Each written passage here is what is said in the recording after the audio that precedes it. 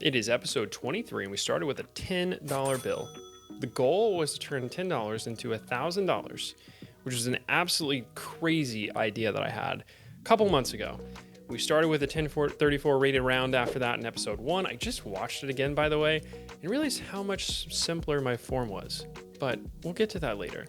Now, I have some Nor Usman discs that are going to be available on my website that we've launched, again, as part of this whole journey, ConKennyDiscGolf.com, where all of these will be available. Now, the goal with this is that I'm trying to get to $5,000 to then start to prototype and see if I can create my own mold, like my dream disc. So that's the entire purpose. So if I buy a Usman disc, I take the profits into this challenge. I've got 9 discs today. They're going to be up for grabs and a couple of cool ones in here, but I want some feedback on the format because the last used bin episode, I actually filmed a full round with used bin discs and then I posted this type of video. So I want to get some feedback. Do we like to split them up into 2 videos, or should I just go film some throws and then put them into the used bin round or used bin episode like I'm going to do today? We're going to go putters all the way to drivers today. So the first disc that I put together in the bag was this Z Sparkle Luna. This is the Paul McBeth Signature Series 1. It is, honestly, it feels a little bit better than the 2025 Tour Series, in my opinion. It's not the most overstable Luna, but it's kind of like that perfect little flip, pushing fade at the end disc. I really like throwing it. It's got a really, really firm, like rim, but softer middle. These can go from, brand new upwards of like 40. And this one was a $10 pickup from the used bins. This thing is in super good condition. It honestly doesn't look like it's been thrown. It doesn't even have ink on it. So really cool find. So the Con Man Shaman, this is a foundation stamp that they ran. I believe this was for like an April Fool's box, if I remember correctly. But Daniel saw this face and thought it was funny.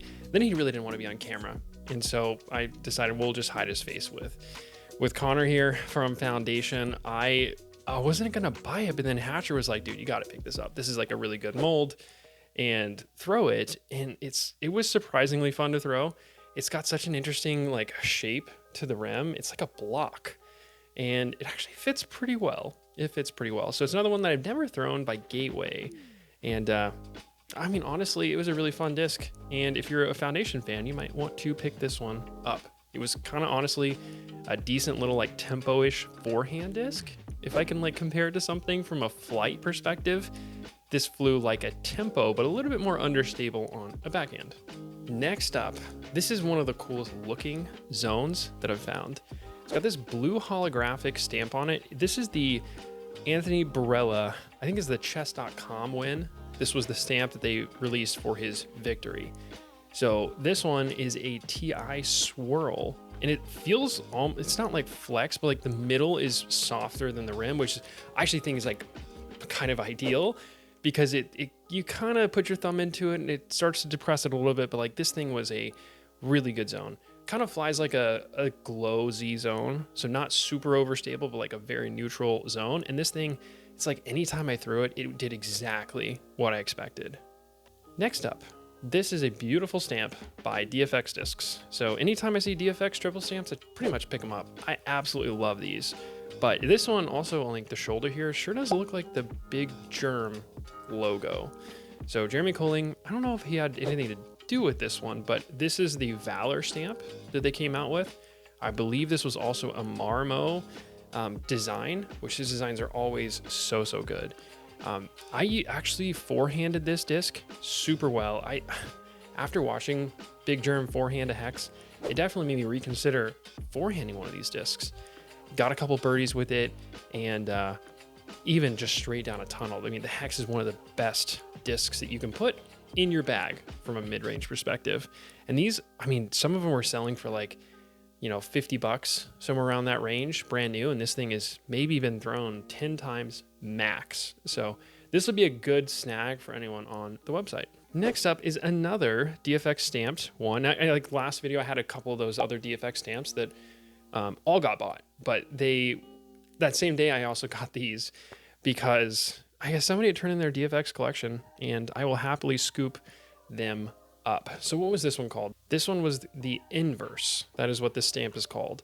This is also a Marmo design. It's triple stamp design, blue on white on a light blue holographic. Really looks good on this Fission disc. Now it's 165, so it's not going to be the most heavy disc out there, but for like lower arm speeds, this rhythm would fly really well. It's a kind of like a hyzer flip disc for me.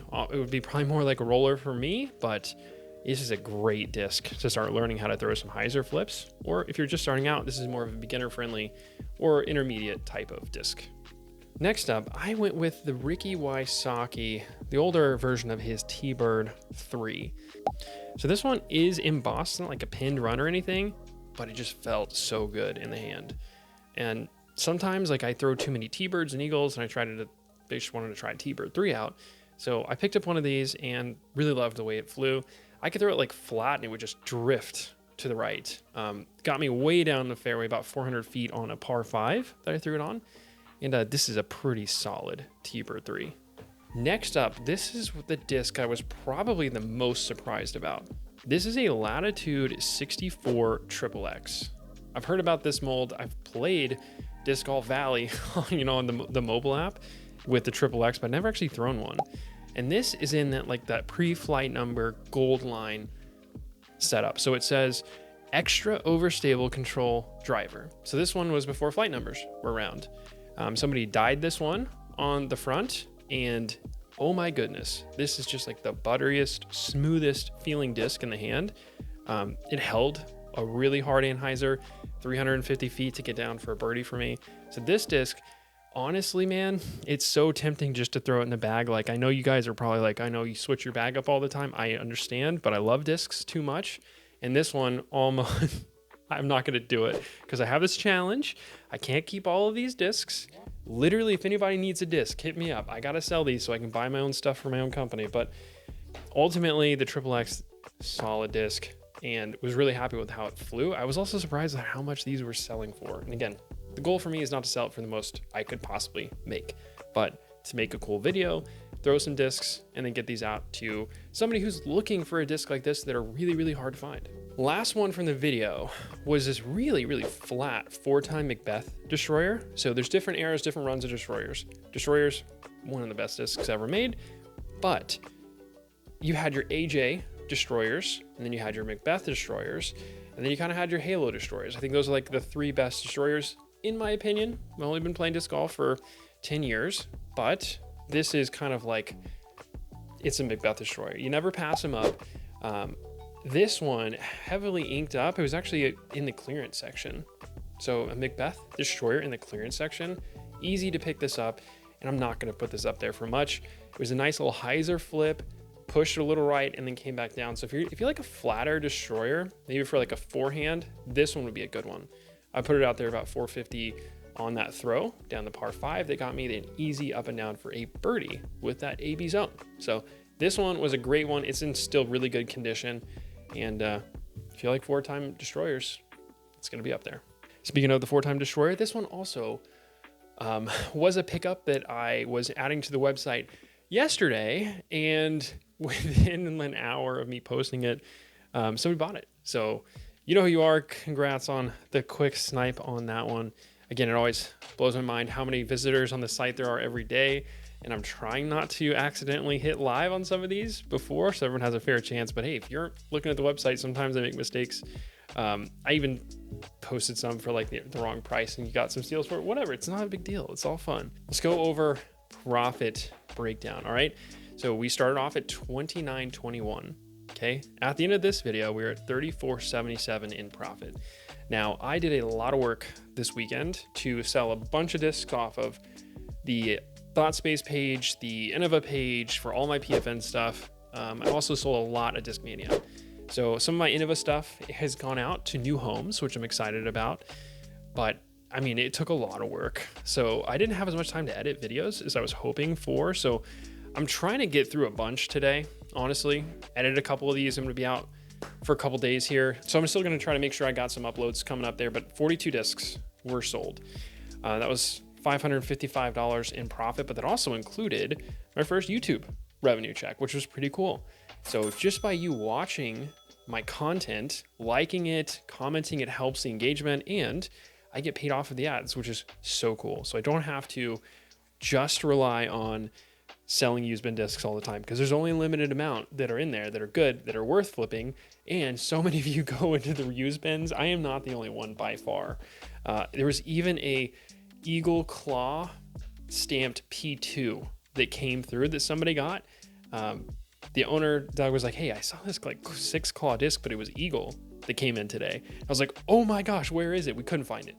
So somebody else had already gone in within like an hour or two, or apparently, and had already got it. I looked through like every single disc at Replay to try to find it. But again, a lot of you guys out there go to Replay because you know it's the largest used bin selection in America, and for good reason. So if you ever want to go look for some cool used bin discs, go to Replay. They're in McKinney, Texas.